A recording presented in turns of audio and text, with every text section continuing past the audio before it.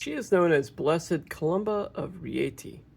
She was born in 1467 and she died in 1501. Blessed Columba's life was reminiscent of that of her favorite model, Saint Catherine of Siena. Still, its events were uniquely her own. When her parents, Signor and Signora Guadalani Rieti, Italy, took their daughter to the baptismal font in 1467, they had her baptized Angelella. It was a little name that means little angel. But during the baptismal ceremony, a dove suddenly appeared and even rested on the infant's head. As a result, throughout her life, nobody called her other than Columba, which means dove.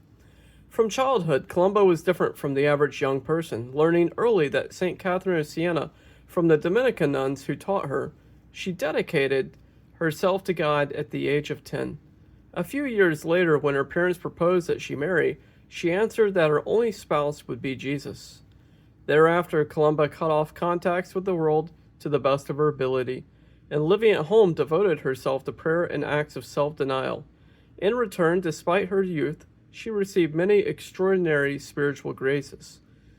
Catherine of Siena had not been a nun, but a lay tertiary of the Dominican order.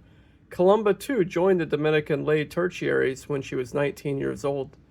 This was a signal not of intensifying her own cloistered life, but as beginning as St. Catherine had, a life of public service.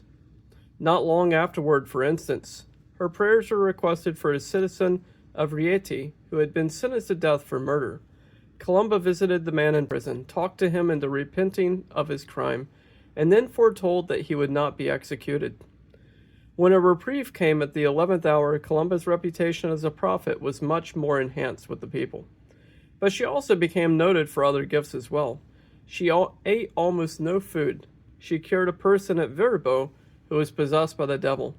She was granted on various occasions the power of miracles. The enthusiastic people of Narni even tried to kidnap her so that she could stay among them. Fortunately, she managed to escape their devout plot. Saints also have problems.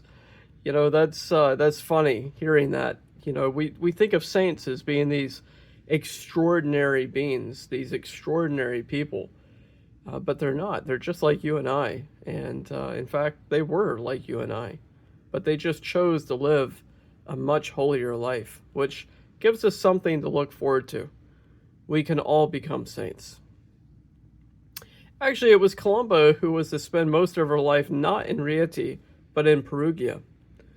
How she happened to move was in itself a remarkable instant of God's special providence. One day it was revealed to her that she was to leave Rieti for a place the revelation did not mention. Putting on secular garb, she set out on the highway like Abraham, trusting that God would be her guide. At Foligno, she was arrested as a fugitive that the police were in search of. When the police got in touch with her family, her father, her brother, and an elderly matron of Rieti came to Foligno and identified her. Then the trio joined her in her mysterious journey. It ended in Perugia, not far from Assisi, and she accepted the transfer.